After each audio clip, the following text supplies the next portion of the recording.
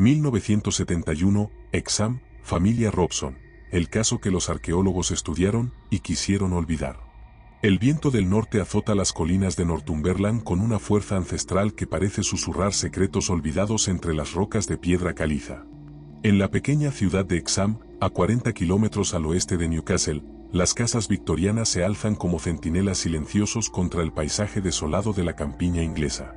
Es aquí, en el número 3 de Reade Avenue, donde una familia común estaba a punto de desenterrar algo que cambiaría para siempre su comprensión de lo que es real y lo que pertenece al reino de las pesadillas. Era mayo de 1971. El Reino Unido se despertaba lentamente de la resaca de los años 60, y el mundo parecía haberse vuelto más pequeño y predecible. La televisión en blanco y negro mostraba las noticias de cada día, los niños jugaban en jardines traseros sin supervisión constante, y las familias vivían con la tranquilidad de quien no sospecha que lo imposible puede llamar a su puerta en cualquier momento. La familia Robson era la encarnación perfecta de la clase trabajadora inglesa de la época. Vivían en una casa adosada de ladrillo rojo, con un pequeño jardín trasero donde tendían la ropa y cultivaban algunas verduras. Era una familia numerosa y bulliciosa, los padres trabajadores y responsables, y sus hijos que encontraban entretenimiento en los juegos más simples. Entre ellos, dos hermanos que pronto se convertirían en los protagonistas involuntarios de uno de los casos paranormales más documentados de Gran Bretaña. Colin Robson, de 11 años, tenía esa energía incansable típica de los niños de su edad. Con el cabello castaño siempre despeinado y las rodillas eternamente raspadas por sus aventuras, era el tipo de niño que podía convertir cualquier día ordinario en una expedición emocionante. Su hermano menor, Leslie, de 9 años, lo seguía a todas partes con la admiración típica de los hermanos pequeños, siempre dispuesto a participar en cualquier travesura que Colin propusiera. La casa de los Robson tenía esa atmósfera cálida y vivaz de los hogares donde nunca falta el ruido de niños jugando, platos en el fregadero y conversaciones animadas durante la cena. El jardín trasero, aunque pequeño, era su reino particular. Un espacio donde los hermanos habían excavado trincheras imaginarias, construido fortalezas con cajas de cartón y librado batallas épicas contra enemigos invisibles. Pero había algo en ese jardín que nadie en la familia Robson conocía. Algo que había estado esperando pacientemente bajo tierra durante décadas, tal vez siglos. Enterrado a menos de 60 centímetros de profundidad, oculto entre las raíces de un viejo manzano y la tierra arcillosa característica de la región, yacía un par de objetos que pronto transformarían la vida cotidiana de esta familia en una pesadilla documentada que desafiaría las explicaciones racionales. Era una tarde típica de primavera cuando todo comenzó. El aire tenía esa frescura húmeda que anuncia la lluvia, pero aún brillaba un sol pálido entre las nubes grises que se movían lentamente sobre Exam. Los hermanos Robson habían decidido que era el día perfecto para una nueva aventura en su jardín. Con la inocencia propia de su edad, habían comenzado un juego que consistía en lanzarse piedras el uno al otro, esquivándolas como guerreros valientes en una batalla imaginaria. Fue mientras buscaban municiones para su juego cuando Colin hundió sus pequeñas manos en la tierra suelta cerca del manzano. Sus dedos tocaron algo extraño, algo que claramente no era una piedra común. La superficie era lisa pero irregular, fría al tacto y con una textura que parecía casi tallada. «Leslie, ven acá», gritó Colin con esa emoción contenida que solo los niños pueden sentir cuando creen haber descubierto un tesoro. «Creo que encontré algo raro». Leslie se acercó corriendo, y juntos comenzaron a excavar con sus manos, apartando la tierra húmeda y las lombrices que se retorcían molestas por la interrupción. Lo que emergió de esa excavación improvisada los dejó sin aliento. 2 cabezas de piedra, cada una del tamaño aproximado de una pelota de tenis, talladas con una tosquedad primitiva que las hacía inquietantemente expresivas. Una parecía representar un rostro masculino, con rasgos angulosos y una expresión severa. La otra, claramente femenina, tenía los ojos saltones y una expresión que oscilaba entre lo sabio y lo siniestro. Las cabezas estaban hechas de una piedra gris verdosa que brillaba sutilmente bajo la luz del sol, como si estuvieran salpicadas de pequeños cristales de cuarzo. Eran pesadas para su tamaño, y al sostenerlas, ambos niños sintieron una extraña sensación, como si las piedras irradiaran una temperatura ligeramente diferente a la del aire que las rodeaba. «Son como caras de verdad», susurró Leslie, pasando su dedo índice por los rudimentarios surcos que formaban los ojos y la boca de la cabeza femenina. Colin asintió, completamente fascinado. En su mente de 11 años, habían descubierto algo increíblemente valioso, tal vez incluso mágico. Sin dudar ni por un segundo las implicaciones de su hallazgo, ambos hermanos corrieron hacia la casa, llevando consigo los objetos que acababan de liberar de su prisión subterránea. Nunca imaginaron que al cruzar el umbral de su hogar con esas cabezas de piedra en sus manos, estaban invitando a algo oscuro y ancestral a formar parte de sus vidas. Algo que había estado esperando pacientemente su momento de despertar, y que ahora, finalmente, había encontrado una familia dispuesta a ser testigo de su poder. La puerta principal se cerró tras ellos con un suave clic, y en el jardín, el viento pareció susurrar con una intensidad diferente, como si algo fundamental hubiera cambiado en el equilibrio natural de aquel lugar tranquilo de Exham. Los Robson acababan de desatar una cadena de eventos que los convertiría en protagonistas de uno de los casos paranormales más documentados y aterradores de la historia moderna británica. Para comprender la magnitud de lo que estaba a punto de suceder a la familia Robson, es fundamental conocer quiénes eran antes de que su mundo se transformara en una pesadilla paranormal documentada. Eran, en todos los sentidos, una familia británica típica de principios de los años 70, cuya mayor preocupación hasta ese momento había sido si llovería lo suficiente para cancelar el partido de cricket del sábado. Brian Robson, el padre, trabajaba como operario en una fábrica local de procesamiento de metales. Era un hombre de 42 años, de complexión robusta y manos encallecidas por años de trabajo honesto. Tenía esa mentalidad práctica y directa típica del norte de Inglaterra, donde los problemas se resuelven con trabajo duro y sentido común, no con supersticiones o fantasías. Brian creía firmemente en lo que podía ver, tocar y explicar racionalmente. La idea de lo paranormal le resultaba tan ajena como la posibilidad de que la luna estuviera hecha de queso. Su esposa, Margaret Robson, era una mujer menuda pero de carácter fuerte, con esa energía incansable que caracteriza a las madres de familias numerosas. A los 39 años, había dedicado la mayor parte de su vida adulta a criar a sus 5 hijos y mantener unido el hogar. Margaret tenía esa sabiduría intuitiva que muchas madres desarrollan, esa capacidad de saber cuando algo no está bien sin necesidad de explicaciones lógicas. Sin embargo, nunca había experimentado nada que desafiara su comprensión del mundo natural. Los hermanos Robson vivían en una casa que reflejaba perfectamente el estilo de vida de la clase trabajadora británica de la época. El número 3 de Red Avenue era una vivienda adosada de 2 plantas, construida en ladrillo rojo a finales del siglo XIX. La planta baja consistía en una sala de estar pequeña pero acogedora, con un sofá de tela floreada y una chimenea que Brian encendía religiosamente cada noche durante el invierno. La cocina era estrecha pero funcional, con una mesa de madera donde toda la familia se reunía para las comidas. En las paredes colgaban fotografías familiares en marcos de madera, la boda de Brian y Margaret, los primeros pasos de cada niño, vacaciones ocasionales en Blackpool o Scarborough. La casa olía perpetuamente a té, jabón de lavanda y el estofado que Margaret preparaba los domingos. Era un hogar donde reinaba el orden, la rutina y la previsibilidad. Los 5 hijos Robson formaban una pequeña jerarquía natural. La mayor, Patricia, de 17 años, era una adolescente responsable que ayudaba a su madre con las tareas domésticas y cuidaba de sus hermanos menores cuando era necesario. Tenía planes de casarse con su novio de la infancia y establecerse en Exham, siguiendo el patrón tradicional de vida que había observado en su madre. Luego venían Colin y Leslie, los protagonistas involuntarios de nuestra historia, seguidos por los gemelos David y Michael, de 7 años, que compartían esa complicidad telepática típica de los mellizos. Por último, estaba la pequeña Sarah, de apenas 4 años, el bebé de la familia que aún creía que el mundo era un lugar mágico donde todo era posible. La rutina diaria de los Robson era tan predecible como el cambio de las estaciones.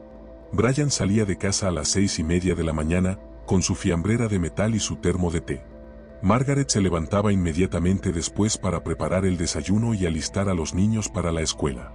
Las mañanas eran un caos organizado de uniformes escolares, libros perdidos y carreras hacia la parada del autobús. Las tardes seguían un patrón similar de normalidad tranquilizadora. Los niños regresaban de la escuela hambrientos y llenos de energía, llenando la casa con sus relatos del día, tareas escolares y disputas menores entre hermanos. Margaret los alimentaba con sándwiches de mermelada y té, mientras supervisaba que hicieran sus deberes en la mesa de la cocina. Los fines de semana eran sagrados para la familia Robson. Los sábados por la mañana, Brian trabajaba en el jardín o reparaba pequeñas cosas en la casa, mientras Margaret hacía la compra semanal en el mercado local. Los niños tenían libertad total para jugar, siempre y cuando se mantuvieran cerca de casa y regresaran antes del anochecer. Los domingos, como era tradicional en muchas familias británicas de la época, comenzaban con el servicio religioso en la iglesia local de San Andrés. Los Robson no eran particularmente devotos, pero respetaban las tradiciones y creían en la importancia de mantener ciertos valores morales. Después de la iglesia, venía el almuerzo dominical, roast beef, pudín de Yorkshire y verduras hervidas, seguidos de una tarta casera si Margaret había tenido tiempo de hornear durante la semana. El jardín trasero de los Robson era el reino particular de los niños. No era grande, tal vez 20 metros cuadrados, pero para Colin, Leslie y sus hermanos representaba un mundo infinito de posibilidades. Allí habían construido una casita en el árbol rudimentaria, habían cavado túneles secretos y habían librado innumerables batallas imaginarias contra piratas, vaqueros y alienígenas. El viejo manzano que dominaba una esquina del jardín había sido testigo de miles de juegos infantiles. Sus ramas habían servido como torres de vigilancia, sus raíces expuestas como trincheras naturales, y su sombra como refugio durante los días calurosos de verano. Nadie en la familia sospechaba que precisamente bajo ese árbol, en la tierra que habían pisado y excavado cientos de veces, esperaban los objetos que cambiarían sus vidas para siempre. Los vecinos de Red Avenue formaban una pequeña comunidad unida, donde todos se conocían por su nombre y se ayudaban mutuamente en tiempos difíciles. Los Dodd, que vivían en la casa contigua al número 3, eran particularmente cercanos a los Robson. Nellie Dodd, una mujer de mediana edad con una personalidad vivaz, había desarrollado una amistad sólida con Margaret, y sus hijos jugaban regularmente con los pequeños Robson. Era una época más inocente, cuando los niños podían jugar en las calles sin supervisión constante, cuando las puertas se dejaban sin llave durante el día, y cuando lo más aterrador que podía suceder en un vecindario tranquilo como Red Avenue era que alguien olvidara recoger la leche de la entrada. La educación y el entretenimiento de los niños Robson eran simples pero efectivos. No había videojuegos ni computadoras, la televisión ofrecía solo 2 canales que transmitían unas pocas horas al día. Los niños leían libros de aventuras, construían modelos de aviones con pegamento y madera, y usaban su imaginación para crear mundos enteros con soldaditos de plástico y cajas de cartón. Colin había desarrollado una particular fascinación por la arqueología después de leer sobre los descubrimientos de Tutankamón en uno de sus libros escolares. Soñaba con convertirse en explorador y descubrir tesoros enterrados en tierras lejanas. Irónicamente, su sueño estaba a punto de cumplirse de la manera más aterradora posible, justo en su propio jardín trasero. Leslie, por su parte, tenía una imaginación especialmente vivaz y una tendencia a creer en cosas que sus hermanos mayores habían descartado como cosas de bebés. Aún creía firmemente en los monstruos bajo la cama, en fantasmas amistosos, y en la posibilidad de que la magia fuera real. Esta apertura mental lo convertiría en uno de los testigos más sensibles a los eventos que estaban por venir. El evento que cambiaría todo para los Robson había comenzado, técnicamente, 15 años antes, cuando la familia se mudó al número 3 de Red Avenue. La casa había estado vacía durante varios meses antes de su llegada, y el jardín trasero se había llenado de maleza y escombros que el propietario anterior había dejado atrás. Brian había pasado varios fines de semana limpiando y preparando el jardín, moviendo tierra, plantando césped nuevo y estableciendo un pequeño huerto de verduras. Durante todo ese proceso de renovación, había caminado literalmente sobre los objetos enterrados cientos de veces, sin sospechar jamás su existencia. Pero el destino, o tal vez algo más siniestro, había determinado que serían sus propios hijos quienes desenterrarían las cabezas de piedra en aquel día de mayo de 1971. Y cuando Colin y Leslie entraron corriendo a la casa con sus descubrimientos, llevando consigo esas extrañas reliquias que irradiaban una frialdad inquietante, la vida tal como la conocían estaba llegando a su fin. La última tarde de normalidad en la vida de la familia Robson terminó con la rutina habitual. La cena familiar alrededor de la mesa de la cocina, los niños haciendo sus tareas bajo la supervisión de Margaret, Brian leyendo el periódico en su silla favorita, y todos reuniéndose frente al televisor para ver las noticias de la BBC antes de la hora de dormir. Las cabezas de piedra habían sido colocadas en el alféizar de la ventana de la sala, donde Colin y Leslie las habían puesto orgullosamente en exhibición como trofeos de su aventura arqueológica. Bajo la luz tenue de la lámpara de mesa, las piedras talladas parecían observar silenciosamente a la familia reunida, esperando pacientemente el momento adecuado para revelar su verdadera naturaleza. Esa noche, todos los Robson se fueron a dormir tranquilos, satisfechos y completamente ajenos al hecho de que habían dado el primer paso hacia un infierno paranormal que los convertiría en una de las familias más estudiadas por investigadores de lo sobrenatural en todo el Reino Unido. La paz y tranquilidad de Red Avenue número 3 estaba a punto de ser destruida para siempre. La primera señal de que algo había cambiado fundamentalmente en el número 3 de Red Avenue llegó apenas 12 horas después del descubrimiento de las cabezas de piedra. Era la mañana siguiente, un martes húmedo y gris típico del norte de Inglaterra, cuando Margaret Robson bajó las escaleras para preparar el desayuno y se encontró con algo que la hizo detenerse en seco en el umbral de la sala de estar. Las cabezas de piedra ya no estaban donde Colin y Leslie las habían dejado la noche anterior. El alféizar de la ventana, donde los niños las habían colocado orgullosamente como trofeos de su aventura arqueológica, estaba completamente vacío. Margaret frunció el ceño, pensando que tal vez uno de los niños se había levantado temprano y las había movido, pero algo en la escena le resultaba profundamente perturbador. No era solo que las cabezas hubieran sido reubicadas. Era la forma en que habían aparecido, una en el suelo, cerca de la chimenea, como si hubiera rodado desde una gran altura. La otra estaba en el centro de la mesa de centro, perfectamente colocada y orientada hacia la escalera, como si estuviera observando a quien bajara por ella. «Colin. Leslie», gritó Margaret hacia arriba. «¿Bajaron ustedes anoche a jugar con esas piedras?». Las voces somnolientas de los niños le respondieron desde sus habitaciones, negando cualquier participación nocturna. Cuando bajaron para el desayuno, ambos hermanos parecían genuinamente sorprendidos por el cambio de ubicación de sus tesoros. «Yo las dejé en la ventana», insistió Colin, con esa certeza absoluta que solo los niños de 11 años pueden mostrar. «Las puse ahí mismo, una al lado de la otra». Brian Robson, siempre práctico, ofreció la explicación más lógica mientras untaba mermelada en su tostada. Probablemente las vibraciones de los camiones que pasan por la calle principal las hicieron rodar. Esas piedras son redondas y pesadas. Es normal que se muevan. Pero Margaret no estaba convencida. Había algo en la disposición de los objetos que le parecía intencional. Como si alguien, o algo, las hubiera colocado deliberadamente en esas posiciones específicas. Sin embargo, decidió no alarmar a la familia con sus sospechas infundadas. Los días siguientes trajeron una serie de incidentes menores que, individualmente, podían explicarse de manera racional, pero que en conjunto comenzaron a formar un patrón inquietante.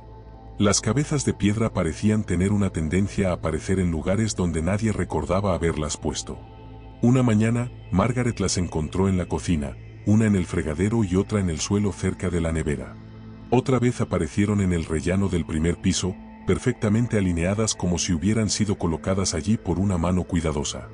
Los niños negaban rotundamente haber jugado con ellas, y Brian comenzó a sospechar que tal vez Patricia, la hija mayor, estaba gastando bromas pesadas a la familia.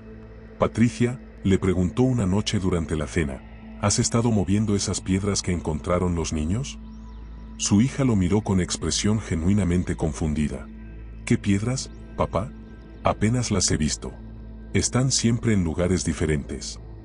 El primer incidente realmente aterrador ocurrió exactamente una semana después del descubrimiento. Era domingo por la noche, y la familia se había reunido en la sala de estar para ver un programa de variedades en la televisión.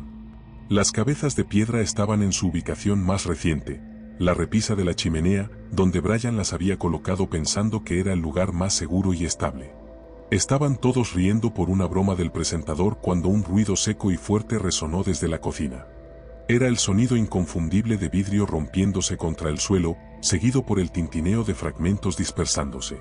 «¿Qué diablos fue eso?», murmuró Brian, levantándose de su silla y dirigiéndose hacia la cocina. Lo que encontró lo dejó completamente perplejo.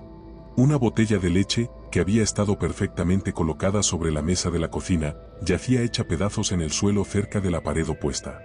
Los fragmentos de vidrio estaban esparcidos en un patrón que sugería que la botella había sido lanzada con considerable fuerza, pero no había nadie más en la cocina. «¿Alguien estuvo aquí?», preguntó Brian, regresando a la sala con expresión confundida. Toda la familia había estado junta viendo televisión. No había explicación lógica para lo que había ocurrido. Margaret se acercó a ayudar a limpiar los vidrios, pero cuando entró a la cocina, notó algo que hizo que se le erizara la piel.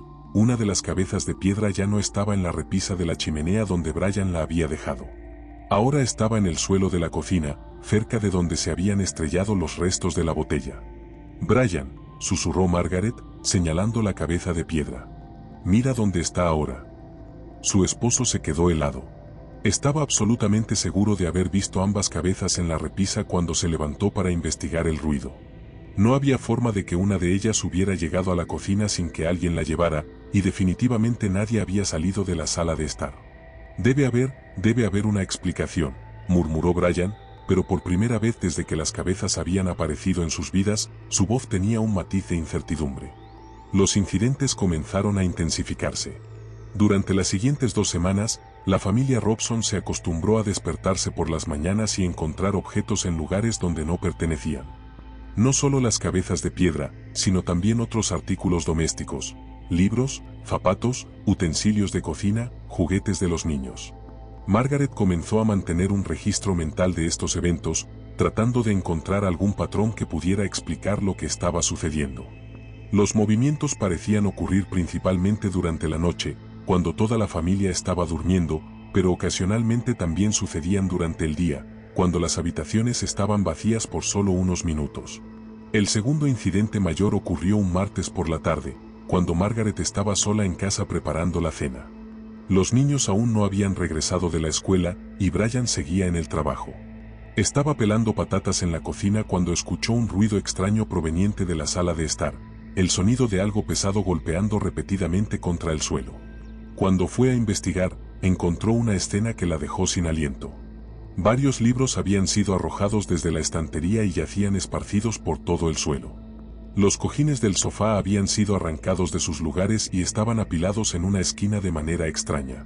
Y en el centro de todo este caos, las 2 cabezas de piedra estaban colocadas una frente a la otra, como si estuvieran involucradas en algún tipo de conversación silenciosa. Pero lo más aterrador era que Margaret estaba segura de que, cuando entró a la cocina 20 minutos antes, la sala estaba perfectamente ordenada. Había pasado por allí para cerrar las cortinas, y todo estaba en su lugar habitual. «Esto no es normal», se dijo a sí misma, con voz temblorosa. «Esto definitivamente no es normal». Esa noche, Margaret le contó a Brian lo que había presenciado, pero su esposo seguía buscando explicaciones racionales. Tal vez había un problema estructural en la casa que causaba vibraciones. Tal vez había ratones o algún otro animal que estaba moviendo objetos pequeños. Tal vez Margaret estaba más estresada de lo que pensaba y estaba imaginando cosas. Pero estas explicaciones se desmoronaron completamente cuando toda la familia fue testigo del siguiente incidente. Era un sábado por la mañana, y todos estaban desayunando en la cocina cuando un estruendo masivo resonó desde la sala de estar. Esta vez no fue el sonido de un objeto cayendo o rompiéndose, sino algo mucho más violento y prolongado, como si alguien estuviera destrozando deliberadamente el mobiliario. Toda la familia corrió hacia la sala, y lo que vieron los dejó mudos de shock. La mesa de centro había sido volcada completamente, los libros estaban volando literalmente por el aire como si fueran lanzados por manos invisibles, y los cuadros de las paredes se balanceaban violentamente de un lado a otro sin ninguna causa aparente. En el centro de este caos sobrenatural, las cabezas de piedra se movían por el suelo como si tuvieran vida propia, rodando en círculos perfectos con una precisión que desafiaba las leyes de la física. «Dios mío», gritó Margaret, agarrando instintivamente a Sarah, la más pequeña, y alejándola de la sala. Brian se quedó paralizado, observando cómo su mundo racional se desmoronaba frente a sus ojos. No había viento, no había terremotos, no había ninguna explicación lógica para lo que estaba presenciando. Los objetos se movían con una intención clara, como si fueran manipulados por una fuerza inteligente e invisible. El fenómeno duró aproximadamente 3 minutos, que para la familia Robson se sintieron como una eternidad. Luego, tan súbitamente como había comenzado, todo se detuvo. Los libros cayeron al suelo, los cuadros se quedaron inmóviles, y las cabezas de piedra rodaron hasta detenerse cerca de la chimenea. Al silencio que seguió era ensordecido. Los 5 niños se habían agrupado detrás de sus padres, con los ojos muy abiertos y lágrimas corriendo por las mejillas de los más pequeños. Patricia, la adolescente que generalmente se consideraba demasiado mayor para asustarse, temblaba visiblemente. «Papá», susurró Colin con voz quebrada, «¿qué está pasando?». Brian no tenía respuesta. Por primera vez en su vida adulta, se enfrentaba a algo que no podía explicar, racionalizar o controlar. Su hogar, el lugar donde se había sentido más seguro en el mundo, se había convertido en un territorio inexplorado donde las reglas normales de la realidad parecían no aplicarse. Pero los eventos que habían presenciado hasta ahora eran solo el preludio de algo mucho más aterrador. Porque las cabezas de piedra no solo estaban moviendo objetos inanimados. Pronto comenzarían a mostrar su verdadero poder, una fuerza ancestral que había estado esperando pacientemente el momento adecuado para manifestarse completamente. Esa misma noche, mientras la familia trataba de procesar lo que había ocurrido durante el día, los vecinos de al lado comenzaron a experimentar sus propios encuentros con lo imposible. Nellie Dodd estaba lavando los platos después de la cena cuando escuchó a su hijo de 8 años, Terry, gritando desde su habitación en el segundo piso. Corrió escaleras arriba, esperando encontrar al niño teniendo una pesadilla, pero lo que vio la dejó helada. Terry estaba despierto, sentado en su cama, con los ojos muy abiertos y señalando hacia la ventana que daba al jardín trasero de los Robson. «Mamá», sollozó el niño. «Hay algo en el jardín de los Robson. Algo grande y peludo que camina como una persona». Nellie se acercó a la ventana y miró hacia el jardín vecino. Al principio no vio nada fuera de lo común, solo las sombras normales de la noche proyectadas por el viejo manzano. Pero luego, cerca del lugar donde Colin y Leslie habían encontrado las cabezas de piedra, distinguió una silueta que la hizo contener la respiración. Era una figura alta y oscura, definitivamente bípeda pero con proporciones que no parecían completamente humanas. Se movía con una fluidez extraña entre las sombras, como si conociera perfectamente el terreno. Lo más inquietante era que parecía estar excavando. Como si estuviera buscando algo en el mismo lugar donde habían sido desenterradas las cabezas. Nellie observó durante varios minutos, tratando de convencerse de que era solo un juego de luces y sombras, pero la figura era demasiado definida, demasiado intencional en sus movimientos para ser una ilusión óptica. «¿Qué es eso, mamá?», preguntó Terry, aún temblando. «No lo sé, cariño», susurró Nellie. «No lo sé». Cuando finalmente reunió el valor para pestañear, la figura había desaparecido, dejando solo la noche silenciosa y el jardín aparentemente vacío. Pero Nellie sabía que había visto algo real, algo que no pertenecía al mundo normal que conocía. A la mañana siguiente, decidió visitar a Margaret Robson para preguntarle si habían notado algo extraño en su jardín. Lo que descubrió durante esa conversación la convenció de que algo profundamente siniestro estaba sucediendo en Red Avenue. Margaret, con los ojos enrojecidos por la falta de sueño y el estrés, le contó a Nellie sobre los objetos que se movían solos, los ruidos inexplicables y la actividad sobrenatural que había transformado su hogar en un lugar de pesadilla. «Comenzó cuando los niños encontraron esas piedras», explicó Margaret, señalando hacia las cabezas que ahora estaban en una caja de cartón en la cocina. «Al principio pensamos que era coincidencia, pero ya no podemos negarlo.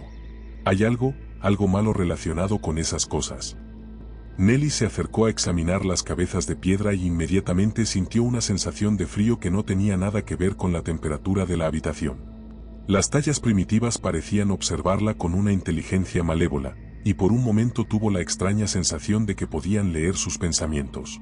«Margaret», dijo Nellie en voz baja, «creo que esto va más allá de tu casa. Anoche vi algo en tu jardín. Algo que no era humano». Las dos mujeres se miraron en silencio, comprendiendo que habían cruzado un umbral del cual no había retorno. Ya no podían fingir que los eventos eran coincidencias o malentendidos. Algo había sido despertado por el descubrimiento de las cabezas de piedra, y ese algo tenía hambre de manifestarse en su mundo. Lo que ninguna de las dos mujeres sabía era que los fenómenos que habían experimentado hasta ahora eran solo el comienzo. Las cabezas de piedra habían estado midiendo la resistencia de la realidad local, probando hasta dónde podían empujar los límites de lo posible. Pronto, la verdadera naturaleza de lo que habían despertado se revelaría de maneras que pondrían a prueba no solo su cordura, sino su supervivencia misma. El terror real estaba a punto de comenzar. La situación en Red Avenue número 3 había alcanzado un punto de crisis que ni Brian ni Margaret Robson podían seguir ignorando. Después de 3 semanas de actividad paranormal cada vez más violenta, la decisión de contactar a las autoridades se volvió inevitable cuando los fenómenos sobrenaturales comenzaron a amenazar directamente la seguridad física de la familia. El incidente que forzó la mano de Brian Robson ocurrió un martes por la noche a las 2:15 de la madrugada. Toda la familia fue despertada por el sonido de cristales rompiéndose masivamente en la planta baja, seguido por un estruendo que parecía provenir de objetos pesados siendo arrojados contra las paredes con fuerza extraordinaria. Brian bajó las escaleras armado con un bate de cricket, esperando encontrar ladrones saqueando su hogar. Lo que descubrió lo dejó paralizado de terror. La sala de estar parecía un campo de batalla. Todos los espejos de la casa habían sido hechos pedazos, los fragmentos esparcidos formando patrones geométricos perfectos en el suelo. Los muebles no solo habían sido volcados, sino literalmente apilados uno encima del otro en una torre imposible que llegaba hasta el techo. Pero lo más aterrador era lo que estaba sucediendo con las cabezas de piedra. Ya no se limitaban a rodar por el suelo, ahora levitaban a aproximadamente 1 metro de altura, girando lentamente en el aire mientras emitían un zumbido de baja frecuencia que parecía hacer vibrar los cristales de las ventanas. «Margaret», gritó Brian hacia arriba, sin apartar los ojos de la escena sobrenatural. «Llama a la policía. Llama a la policía ahora mismo». La llamada al cuartel de policía de Exham fue atendida por el sargento Thomas Mackenzie, un veterano de 20 años de servicio que había pensado que ya había visto todo. Cuando Margaret Robson, con voz temblorosa, trató de explicar que necesitaba ayuda porque objetos estaban volando solos en su casa, Mackenzie inicialmente asumió que se trataba de una broma o de alguien bajo la influencia del alcohol. Sin embargo, la desesperación genuina en la voz de la mujer, combinada con el hecho de que los Robson eran conocidos en la comunidad como una familia respetable y responsable, lo convenció de que algo realmente estaba mal. A las 3:30 de la madrugada, Mackenzie y su compañero, el oficial David Patterson, llegaron al número 3 de Red Avenue. Lo que presenciaron esa noche cambiaría para siempre su comprensión de lo que era posible en el mundo real. En mis 20 años de servicio, escribió más tarde Mackenzie en su informe oficial, nunca había sido testigo de fenómenos que desafiaran tan completamente las leyes naturales. Los objetos se movían sin intervención humana visible, y había una presencia en esa casa que tanto mi compañero como yo pudimos sentir físicamente. Los oficiales pasaron 3 horas en la casa de los Robson, documentando meticulosamente cada incidente sobrenatural que presenciaron. Vieron libros siendo arrancados de los estantes por fuerzas invisibles, sillas deslizándose por el suelo sin que nadie las tocara, y las cabezas de piedra moviéndose de habitación en habitación con una intención claramente inteligente. Pero el evento que realmente convenció a los policías de que estaban enfrentando algo más allá de su comprensión ocurrió cuando el oficial Patterson se acercó a examinar una de las cabezas de piedra más de cerca. En el momento en que extendió su mano hacia ella, la habitación se llenó súbitamente de un frío glacial que hizo que su aliento se volviera visible, y una voz ronca y gutural resonó desde algún lugar que parecía estar tanto dentro como fuera de la casa. No eran palabras reconocibles, sino algo más primitivo, como si una inteligencia ancestral estuviera tratando de comunicarse usando cuerdas vocales que no estaban diseñadas para el habla humana. El sonido duró aproximadamente 30 segundos, durante los cuales tanto policías como la familia Robson permanecieron completamente inmóviles, hipnotizados por el terror. «Creo que deberían contactar a alguien más calificado para manejar esta situación», le susurró Mackenzie a Brian cuando la voz finalmente se desvaneció. «Esto está más allá de lo que la policía local puede manejar». El informe policial oficial de esa noche se convirtió en uno de los documentos más extraños en los archivos del Departamento de Policía de Exham. Mackenzie y Patterson fueron meticulosos en su documentación, registrando cada fenómeno con la precisión que habían aprendido a aplicar a crímenes convencionales. Sus testimonios independientes coincidían en todos los detalles importantes, prestando una credibilidad extraordinaria a los eventos sobrenaturales. Mientras tanto, la situación en la casa de al lado estaba deteriorándose a un ritmo alarmante. La familia Dodd había comenzado a experimentar su propia serie de encuentros terroríficos que parecían estar directamente conectados con los fenómenos en casa de los Robson. El incidente más aterrador para los Dodd ocurrió 3 noches después de la visita policial. Terry Dodd, el niño de 8 años que había sido el primero en avistar la figura extraña en el jardín, se despertó en medio de la noche sintiendo que alguien le estaba tirando del cabello. «¡Mamá! ¡Mamá!», gritó, corriendo hacia la habitación de sus padres con lágrimas en los ojos. Algo me estaba tirando del pelo. Me dolía mucho. Nellie Dodd examinó la cabeza de su hijo y se quedó helada. Había mechones de cabello claramente arrancados, dejando pequeñas áreas calvas que definitivamente no habían estado ahí cuando acostó al niño. Pero lo más inquietante era que no había sangre ni señales de trauma en el cuero cabelludo, como si el cabello hubiera sido extraído con una precisión quirúrgica imposible. ¿Viste quién te estaba tirando del pelo?, preguntó Nelly, tratando de mantener la calma mientras abrazaba a su hijo tembloroso. No era una persona, sollozó Terry. Eran como manos invisibles, pero muy fuertes. Y escuché una respiración muy cerca de mi oído, como si algo grande estuviera inclinado sobre mi cama. Esa misma noche, Nelly experimentó su propio encuentro directo con la entidad que había comenzado a acechar Rede Avenue.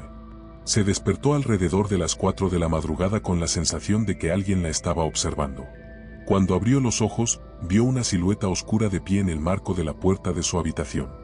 La figura era más alta que cualquier persona normal, tal vez 2,5 metros de altura, con una constitución que parecía ser parte humana y parte animal. Su cabeza tenía una forma extraña, alargada como la de un lobo pero con características que sugerían inteligencia humana. Los ojos brillaban con una luz roja tenue en la oscuridad, y de su cuerpo emanaba un olor almizclado y primitivo que llenó toda la habitación. Lo más aterrador era que la criatura parecía estar evaluándola, estudiándola con una inteligencia fría y calculadora. No se movía agresivamente, simplemente la observaba, como un depredador determinando si valía la pena atacar a su presa. El encuentro duró lo que le pareció una eternidad a Nelly, aunque probablemente fueron solo unos minutos. Luego, sin hacer ruido alguno, la figura se giró y caminó hacia la escalera, desapareciendo de su vista. Nelly pudo escuchar sus pasos descendiendo las escaleras con un ritmo extraño, como si tuviera una forma de caminar que no era completamente bípeda. A la mañana siguiente, Nelly encontró evidencia física del encuentro. Las escaleras estaban cubiertas con huellas embarradas que no coincidían con ningún zapato humano. Eran más grandes, con impresiones de garras en lugar de dedos, y parecían haber sido hechas por una criatura que caminaba tanto en 2 patas como en 4. La noticia de los eventos sobrenaturales en Rede Avenue comenzó a extenderse por Exham, llegando eventualmente a los oídos del Dr. Robert Morrison, un psiquiatra del Hospital General de Newcastle que tenía un interés profesional en fenómenos inexplicables. Morrison había estado siguiendo informes de actividad paranormal en el norte de Inglaterra como parte de un estudio sobre la psicología de las experiencias sobrenaturales. Cuando el Dr. Morrison contactó a los Robson para solicitar permiso para investigar los fenómenos, la familia estaba desesperada por encontrar respuestas y ayuda. Accedieron inmediatamente a cooperar con cualquier estudio científico que pudiera explicar o detener lo que estaba ocurriendo en su hogar. La primera visita del Dr. Morrison a la casa de los Robson ocurrió un viernes por la tarde de finales de junio. Llegó equipado con grabadoras de audio, cámaras fotográficas, termómetros y varios otros instrumentos diseñados para detectar y documentar anomalías ambientales. Mi intención inicial, escribió Morrison en sus notas de investigación, era demostrar que los eventos reportados tenían explicaciones psicológicas o físicas convencionales. Sin embargo, lo que presencié durante mis visitas a la residencia Robson desafió fundamentalmente mis suposiciones sobre la naturaleza de la realidad. Durante su primera sesión de observación, Morrison fue testigo de múltiples fenómenos que documentó meticulosamente. Sus grabadoras de audio captaron voces y sonidos que no tenían fuente identificable. Sus termómetros registraron caídas súbitas de temperatura de hasta 15 grados Celsius en áreas específicas de la casa, sin ninguna causa ambiental aparente. Pero la evidencia más convincente llegó cuando Morrison intentó fotografiar las cabezas de piedra. Cada vez que enfocaba su cámara hacia ellas, el equipo fotográfico funcionaba incorrectamente. Las imágenes salían completamente negras o mostraban formas borrosas que no correspondían a lo que él estaba viendo directamente con sus ojos. Es como si los objetos tuvieran algún tipo de campo electromagnético que interfiere con equipos electrónicos, anotó Morrison. Pero esta interferencia parece ser selectiva e inteligente, afectando solo ciertos tipos de documentación. El Dr. Morrison también entrevistó extensamente a cada miembro de la familia Robson, así como a los vecinos Dodd y otros residentes de Rede Avenue que habían reportado experiencias inusuales. Sus entrevistas revelaron un patrón consistente de fenómenos que se habían intensificado progresivamente desde el descubrimiento de las cabezas de piedra. Pero fue durante su tercera visita cuando Morrison tuvo su propio encuentro directo con la entidad que parecía estar conectada con los objetos malditos. Era cerca de medianoche, y Morrison estaba solo en la sala de estar de los Robson, monitoreando sus instrumentos mientras la familia dormía en el piso superior. Las cabezas de piedra habían estado inusualmente quietas durante toda la noche, y el psiquiatra comenzaba a preguntarse si su presencia científica había de alguna manera inhibido la actividad paranormal.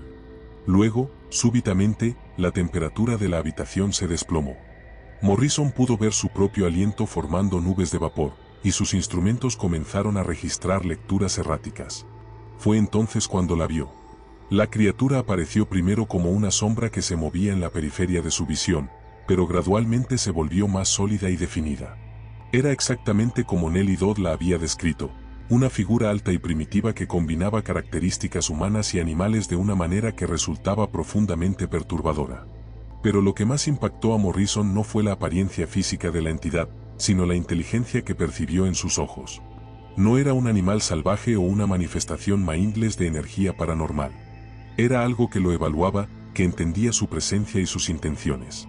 La criatura se acercó lentamente a Morrison, quien se quedó completamente inmóvil, más por fascinación científica que por miedo. Cuando estuvo a menos de 1 metro de distancia, la entidad extendió lo que parecía ser una mano con garras hacia las cabezas de piedra, que inmediatamente comenzaron a brillar con una luz tenue y pulsante. Pude sentir una inteligencia comunicándose conmigo, escribió Morrison en su informe final, no a través de palabras o sonidos, sino directamente en mi mente. Era una presencia muy antigua, algo que había estado dormido durante mucho tiempo y que había sido despertado por el descubrimiento de los artefactos. El encuentro duró aproximadamente 10 minutos, durante los cuales Morrison sintió que estaba recibiendo información sobre la verdadera naturaleza de las cabezas de piedra. No eran simplemente objetos tallados, eran recipientes o focos de una energía que se extendía mucho más allá del mundo físico. La entidad que se manifestaba era apenas un aspecto de algo más vasto y poderoso que había estado conectado con esos objetos durante siglos. Cuando la visión finalmente se desvaneció, Morrison encontró que todos sus instrumentos habían dejado de funcionar permanentemente. Sus grabadoras estaban llenas de estática indescifrable, sus cámaras habían sido expuestas completamente, y sus termómetros marcaban temperaturas imposiblemente bajas que no correspondían con la temperatura real de la habitación. Pero había obtenido algo más valioso que cualquier evidencia física, la comprensión de que los Robson habían tropezado accidentalmente con algo que conectaba su mundo cotidiano con realidades mucho más amplias y aterradoras. Los eventos documentados por Morrison, combinados con los testimonios policiales y las experiencias de múltiples familias en Red Avenue, comenzaron a atraer la atención de investigadores paranormales y académicos de toda Gran Bretaña. La pequeña casa en Hexham se estaba convirtiendo en el epicentro de uno de los casos sobrenaturales más intensamente estudiados de la historia moderna británica. Pero la atención científica no estaba deteniendo los fenómenos. Si acaso, parecía estar intensificándolos. Las cabezas de piedra habían encontrado una audiencia para su poder, y parecían decididas a demostrar la extensión completa de sus capacidades sobrenaturales. El clímax del terror estaba aún por llegar, y cuando llegara, cambiaría para siempre la comprensión de todos los involucrados sobre los límites entre el mundo natural y lo que yace más allá de él. La verdadera prueba de la familia Robson, y de todos aquellos que habían sido arrastrados a esta pesadilla sobrenatural, estaba a punto de comenzar. La desesperación de la familia Robson había alcanzado un punto donde estaban dispuestos a probar cualquier solución, sin importar cuán poco convencional pudiera parecer. Después de semanas de terror documentado por policías y psiquiatras, Brian y Margaret tomaron la decisión de contactar a las autoridades religiosas locales, esperando que una intervención espiritual pudiera lograr lo que la ciencia no había conseguido. El reverendo James Whitfield, párroco de la iglesia de San Andrés donde la familia asistía ocasionalmente, accedió a visitar la casa después de escuchar el relato desesperado de Margaret por teléfono. Whitfield era un hombre práctico de 52 años que había servido en la iglesia durante más de 2 décadas, pero nunca había enfrentado una situación que remotamente se pareciera a lo que se describía en Red Avenue. Inicialmente, confesó más tarde el reverendo, asumí que me enfrentaba a una familia bajo estrés severo que había desarrollado algunas ideas irracionales sobre eventos que probablemente tenían explicaciones mundanas. Mi intención era ofrecer consejo espiritual y tal vez recomendaciones para ayuda psicológica profesional. La primera visita del reverendo Whitfield a la casa de los Robson ocurrió un jueves por la tarde de principios de julio. Llegó preparado para realizar una bendición sencilla de la casa, esperando que el ritual proporcionara alguna medida de paz mental a la familia atormentada. Lo que experimentó durante esa visita transformó por completo su comprensión de lo que era posible dentro de los límites de su fe. Whitfield había comenzado su bendición en la sala de estar, recitando oraciones tradicionales mientras sostenía agua bendita y una cruz de plata que había pertenecido a su padre. Las cabezas de piedra estaban en su ubicación habitual cerca de la chimenea, aparentemente inertes e inofensivas bajo la luz de la tarde. Pero en el momento en que comenzó a recitar el Padre Nuestro, la atmósfera de la habitación cambió dramáticamente. La temperatura descendió tan rápidamente que el aliento de todos los presentes se volvió visible, y un viento inexplicable comenzó a circular por la habitación cerrada, haciendo que las cortinas se agitaran violentamente. Cuando llegué a la línea «Líbranos del mal», recordó Whitfield, las cabezas de piedra comenzaron a emitir un sonido como gemidos humanos, pero distorsionados de una manera que resultaba profundamente perturbadora. Era como si algo estuviera sufriendo, pero también como si estuviera resistiendo activamente la oración. La resistencia se intensificó cuando Whitfield intentó rociar agua bendita sobre los objetos. Cada gota que se acercaba a las cabezas de piedra parecía evaporarse antes de hacer contacto, creando pequeñas nubes de vapor que formaban patrones extraños en el aire. La cruz de plata en sus manos se calentó tanto que tuvo que soltarla, dejando marcas de quemaduras en sus palmas que tardarían semanas en sanar. El punto culminante del enfrentamiento espiritual llegó cuando Whitfield intentó tomar físicamente una de las cabezas para llevarla fuera de la casa. En el momento en que sus dedos entraron en contacto con la piedra tallada, fue arrojado hacia atrás con una fuerza que lo lanzó contra la pared opuesta, dejándolo momentáneamente sin sentido. En ese momento, relató más tarde, comprendí que me enfrentaba a algo que estaba completamente fuera de mi comprensión teológica. Estas no eran manifestaciones que pudieran ser abordadas con rituales convencionales de bendición o exorcismo. Había algo fundamentalmente diferente y más poderoso operando aquí. El fracaso de la intervención religiosa dejó a la familia Robson aún más desesperada y convencida de que necesitaban ayuda de especialistas con conocimientos más específicos sobre objetos antiguos y fenómenos paranormales. Fue el Dr. Morrison quien sugirió contactar a expertos en arqueología y folclore céltico, específicamente mencionando a la doctora Anne Ross de la Universidad de Southampton. La doctora Anne Ross era una de las principales autoridades británicas en arte y cultura celta, con más de 20 años de experiencia estudiando artefactos de la Edad de Hierro. Había escrito extensamente sobre la importancia ritual de las cabezas talladas en la tradición céltica y había examinado cientos de objetos similares en museos y sitios arqueológicos de toda Europa. Cuando Morrison la contactó en julio de 1971, Ross inicialmente mostró escepticismo sobre los aspectos paranormales del caso, pero su interés académico en las cabezas de piedra fue inmediato e intenso. Las descripciones que recibí de los objetos sugerían que podrían ser ejemplos auténticos de cabezas votivas celtas, explicó Ross. Si esto era cierto, representarían hallazgos arqueológicos de importancia considerable, especialmente dado su aparente estado de conservación y el contexto de su descubrimiento. Ross accedió a viajar a Hexham para examinar las cabezas personalmente, aunque insistió en que su interés era puramente académico y que no tenía experiencia ni creencias particulares sobre fenómenos sobrenaturales. La llegada de la doctora Ross a Rede Avenue número 3 marcó el comienzo de la fase más intensamente documentada de toda la investigación. Era una mujer de 43 años, meticulosa en sus métodos y absolutamente decidida a aplicar rigor científico a cualquier cosa que encontrara. Su primer encuentro con las cabezas de piedra confirmó inmediatamente sus sospechas académicas. Reconocí inmediatamente el estilo y la técnica de tallado, escribió en sus notas iniciales. Estas eran definitivamente cabezas votivas celtas, probablemente de los siglos I o II antes de Cristo. La pregunta no era si eran auténticas, sino cómo habían llegado a estar enterradas en un jardín suburbano en Hexham. Ross pasó varios días examinando minuciosamente los objetos, fotografiándolos desde todos los ángulos, tomando medidas precisas y comparándolos con otros ejemplos conocidos de arte céltico. Sus análisis confirmaron que las cabezas mostraban signos de gran antigüedad y uso ritual extenso. Lo más fascinante, anotó, era la evidencia de que estos objetos habían sido expuestos repetidamente a fuego ritual y posiblemente a líquidos orgánicos como sangre. Había residuos en las grietas de la piedra que sugerían siglos de uso ceremonial. Pero Ross también comenzó a experimentar los mismos fenómenos paranormales que habían atormentado a todos los demás investigadores. Sus equipos fotográficos funcionaban incorrectamente cuando se enfocaban en las cabezas, sus grabadoras captaban voces que no tenían fuente identificable, y sentía una presencia constantemente vigilante cuando estaba en la misma habitación que los objetos. Inicialmente atribuí estas experiencias a factores psicológicos, admitió más tarde. Había escuchado tantos relatos sobre actividad sobrenatural que asumí que mi mente estaba creando patrones donde no los había. Sin embargo, la consistencia e intensidad de los fenómenos eventualmente me forzaron a reconocer que algo genuinamente anómalo estaba ocurriendo. El momento decisivo para Ross llegó cuando propuso llevarse las cabezas de piedra a Southampton para realizar análisis más detallados en laboratorios universitarios especializados. Su intención era determinar con precisión la edad de los objetos, analizar los residuos orgánicos y posiblemente rastrear su origen geográfico original.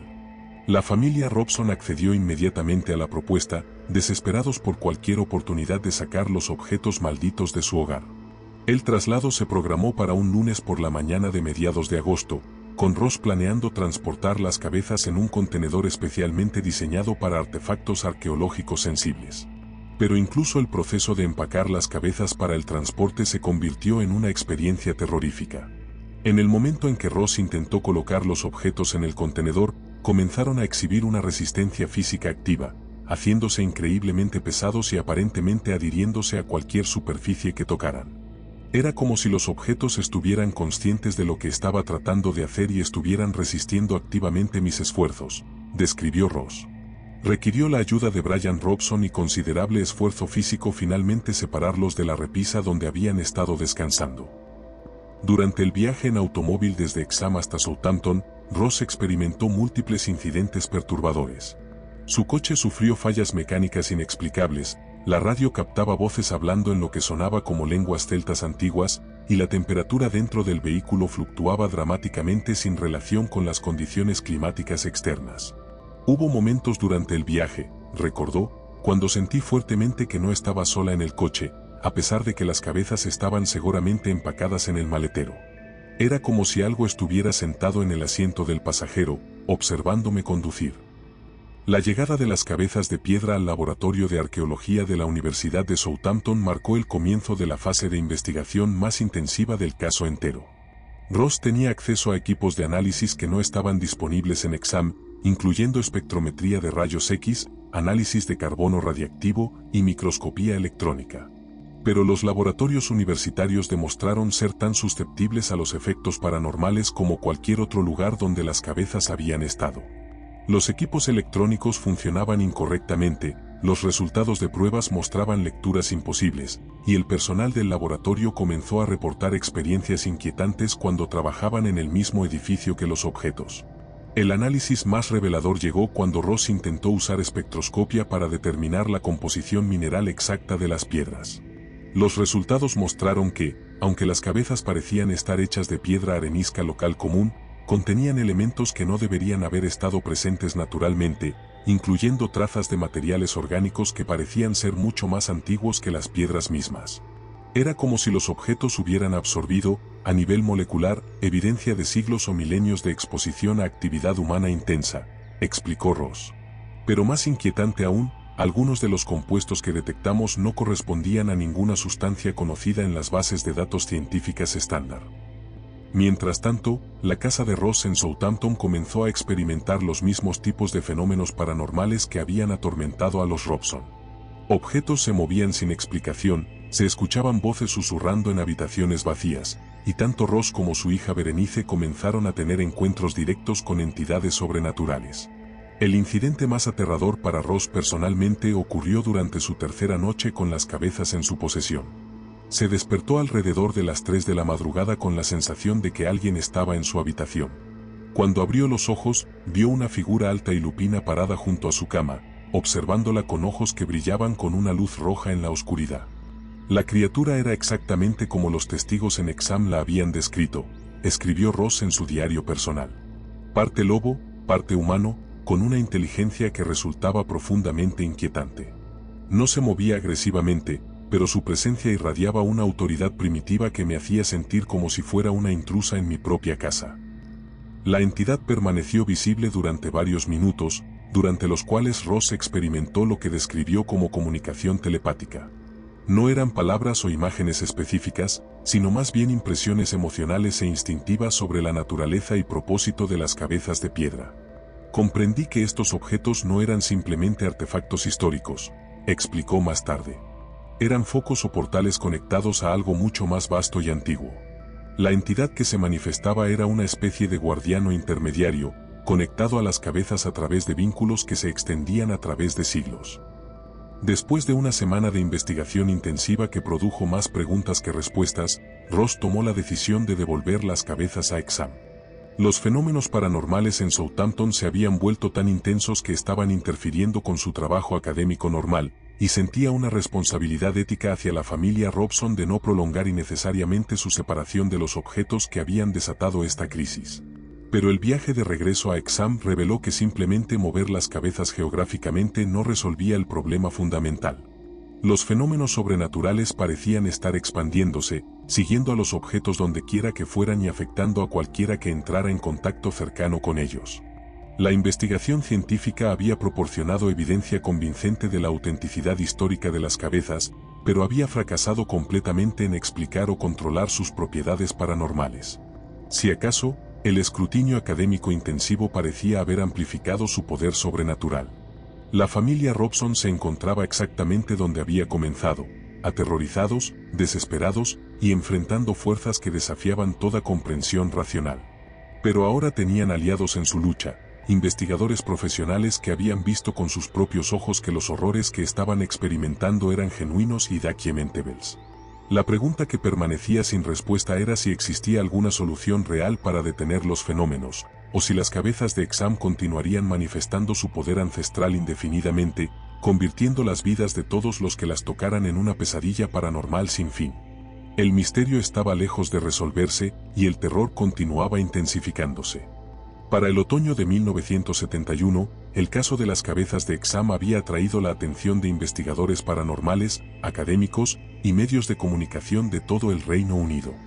La BBC había enviado equipos de filmación a documentar los fenómenos, periódicos nacionales publicaban artículos semanales sobre los eventos sobrenaturales, y la pequeña red de Avenue se había convertido en un destino de peregrinaje para cualquiera interesado en lo paranormal. Pero esta atención mediática masiva también trajo consecuencias inesperadas que cambiarían para siempre la narrativa del caso. En octubre de 1974, exactamente 3 años después del descubrimiento original de las cabezas, un hombre llamado Desmond Craigie se presentó ante los medios de comunicación con una afirmación extraordinaria que sacudió los cimientos de toda la investigación paranormal que había rodeado el caso. Craigie, un hombre de mediana edad que trabajaba como empleado en una oficina gubernamental local, declaró públicamente que él era el creador de las cabezas de Exam.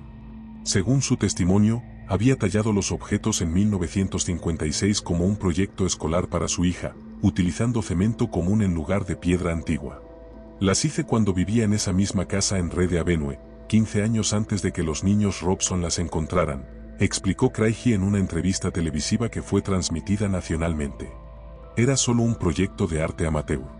Nunca imaginé que causarían tanta conmoción. La revelación de Craigie envió ondas de shock a través de la comunidad investigativa que había pasado años estudiando las cabezas. Si su afirmación era cierta, significaba que todos los fenómenos paranormales documentados por policías, psiquiatras, arqueólogos y múltiples familias habían estado asociados con objetos modernos sin ningún valor histórico auténtico. Sin embargo, la explicación de Craigie planteaba tantas preguntas como respuestas que pretendía proporcionar. La doctora Ann Ross, que había stacked her reputation on the authenticity of the heads as Celtic artifacts, inmediatamente cuestionó la veracidad de las afirmaciones de Craigie. Mis análisis arqueológicos fueron exhaustivos, declaró en respuesta.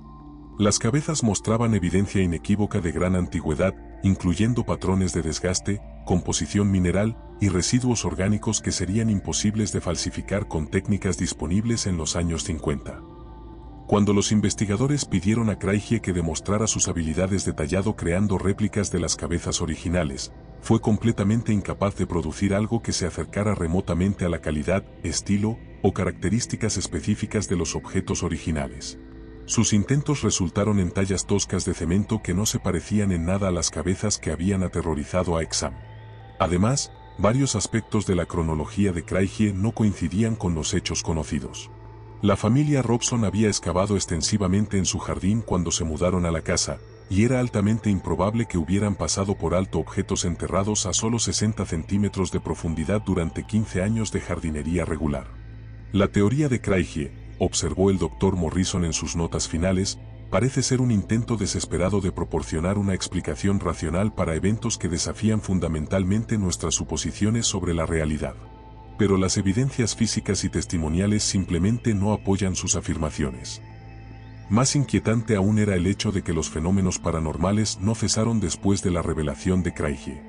Los investigadores que habían estado siguiendo el caso continuaron reportando experiencias sobrenaturales cuando estaban en presencia de las cabezas, y la familia Robson confirmó que la actividad poltergeist en su hogar persistía sin disminución. Para 1975, las cabezas de Exam habían sido transferidas a diversos investigadores paranormales y coleccionistas privados, pero ninguno de ellos había logrado mantener posesión de los objetos por periodos extendidos. Invariablemente, los fenómenos sobrenaturales se volvían tan intensos que los propietarios temporales se veían forzados a deshacerse de las cabezas lo más rápidamente posible.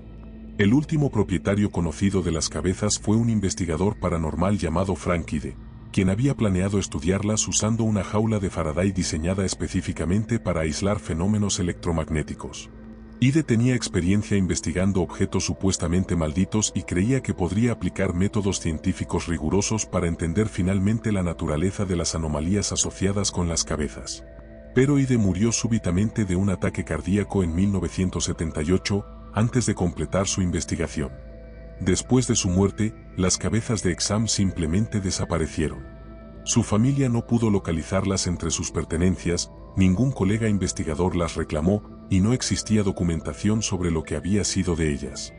Es como si hubieran decidido que habían causado suficiente conmoción y simplemente se hubieran esfumado, comentó irónicamente uno de los antiguos colegas de Ide.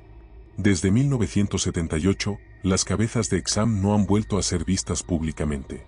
Su paradero actual permanece completamente desconocido, y ningún museo, institución académica o coleccionista privado ha admitido tenerlas en su posesión.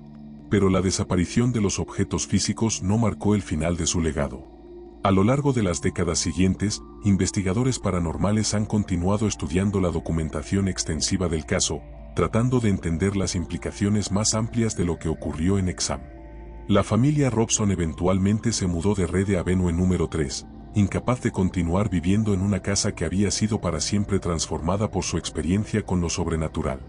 Los niños, ahora adultos, raramente hablan públicamente sobre los eventos de su infancia, pero en las pocas entrevistas que han concedido a lo largo de los años, han mantenido consistentemente que sus recuerdos de los fenómenos paranormales son completamente precisos. No éramos niños imaginativos inventando cuentos de fantasmas, declaró Colin Robson en una entrevista de 1991, 20 años después del descubrimiento original. Lo que experimentamos fue real, documentado por múltiples testigos adultos, y cambió fundamentalmente nuestras vidas. Ninguna cantidad de escepticismo posterior puede alterar esos hechos. La doctora Ann Ross continuó su carrera académica, pero nunca volvió a involucrarse activamente en investigación paranormal. En sus escritos posteriores, se refirió oblicuamente al caso de Exam como una experiencia que expandió mis perspectivas sobre los límites del conocimiento arqueológico tradicional. Los oficiales de policía Mackenzie y Patterson, que habían proporcionado algunos de los testimonios más creíbles sobre los fenómenos sobrenaturales, mantuvieron sus declaraciones originales hasta sus muertes, décadas después. Sus informes oficiales permanecen en los archivos del Departamento de Policía de Exam como algunos de los documentos más extraños en la historia del cumplimiento de la ley británica. El Dr. Morrison publicó un libro en 1983 titulado Límites de la Realidad, un estudio psiquiátrico de fenómenos inexplicables, en el cual dedicó 3 capítulos completos al caso de Exam. Su conclusión fue que los eventos que había presenciado desafiaban cualquier explicación dentro de los paradigmas científicos convencionales, pero que la evidencia testimonial y física era demasiado sólida para ser descartada como imaginación colectiva o fraude elaborado. En las décadas que siguieron, el caso de las cabezas de Exam se convirtió en un estudio clásico dentro de la comunidad de investigación paranormal, citado frecuentemente como uno de los ejemplos más bien documentados de actividad sobrenatural genuina en la historia moderna. Universidades han utilizado el caso como material de estudio en cursos sobre psicología anómala, antropología forense y metodología de investigación paranormal. Sin embargo, el misterio central permanece completamente sin resolver. Si las cabezas eran auténticos artefactos celtas con propiedades sobrenaturales, ¿Cómo habían llegado a estar enterradas en un jardín suburbano en Exam? Si eran creaciones modernas como afirmaba Craig, ¿por qué habían manifestado fenómenos paranormales tan intensos y consistentes? Y la pregunta más inquietante de todas, ¿dónde están las cabezas ahora? Algunos investigadores especulan que los objetos fueron destruidos deliberadamente por autoridades que comprendieron su naturaleza peligrosa. Otros creen que permanecen en posesión privada, esperando el momento adecuado para manifestar nuevamente su poder. Una tercera teoría sugiere que las cabezas han regresado a algún reino sobrenatural del cual originalmente emergieron. Lo que es indiscutible es que el caso de Exam demostró que existen aspectos de la realidad que la ciencia convencional aún no puede explicar o controlar completamente. Los eventos que comenzaron con dos niños excavando inocentemente en su jardín trasero abrieron una ventana a posibilidades que desafían nuestras suposiciones más fundamentales sobre la naturaleza del mundo en el que vivimos. Hoy, más de 50 años después del descubrimiento original, el número 3 de Red Avenue es habitado por una nueva familia que no reporta ninguna actividad paranormal. El jardín trasero ha sido completamente remodelado, el viejo manzano ha sido talado, y no quedan señales físicas de los eventos extraordinarios que una vez convirtieron esa dirección tranquila en el epicentro de uno de los misterios sobrenaturales más documentados de Gran Bretaña. Pero en las noches silenciosas de Exam, cuando el viento del norte sopla a través de las colinas de Northumberland con esa intensidad ancestral que ha caracterizado la región durante milenios, algunos residentes locales afirman que aún pueden sentir ecos de la presencia que una vez se manifestó tan poderosamente en su pequeña comunidad. Las cabezas de Exam han desaparecido, pero su legado continúa desafiando a cualquiera que se atreva a cuestionar los límites de lo que consideramos posible en nuestro mundo aparentemente racional. El misterio permanece sin resolver, esperando tal vez a la próxima generación de investigadores lo suficientemente valientes para buscar respuestas a preguntas que podrían ser demasiado aterradoras para comprender completamente.